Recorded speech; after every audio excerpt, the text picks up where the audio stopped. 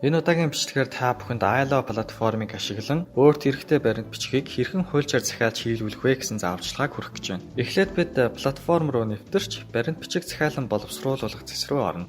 Энд миний өмнө илгээсэн хүсэлтүүд харагдаж байна. Баримт бичиг буюу тэдгээр нь гэрээ, дүрм журам, хүсэлт, гомдол зэргийг хуульчаар боловсруулах хүсэлт илгээхдээ та дэлгэцийн баруун доод болонд байрлах нэмэх тэмдэг дээр дарна. Ийхүү дарахад дараах цонх нэгдэх ба таны баримт бичгийн төрөл аль эрх зүй болон аль төрөлд хамаарахыг асуусан байна. Тус бүрт хамаарах сонголтыг хийгээд доор нь байрлах агуулга хэсгээр та баримт бичигт тусгагдах гол нөхцөл мэдээллүүдийг бичих хэрэгтэй. Жишээ нь үйлчилгээний зориулалттай үйл хөдлөлийн төрөнгийг газрын хамт худалдах авах гэрээ, эрх шилжүүлэх гэрээгээр шилжүүлэхтэй холбоотой гарах нэмэлт зардлыг худалдагч хариуцах, төлбөрийг банкны зээлээр шийдвэрлэх, 8 хэрэгцсэний дараагаар маргаан гарахгүй байх талаас нь анхаарах гэх мэтээр тухайн гэрээнд тусгуулахыг хүссэн нөхцөл мэдээллүүдийг та бичнэ.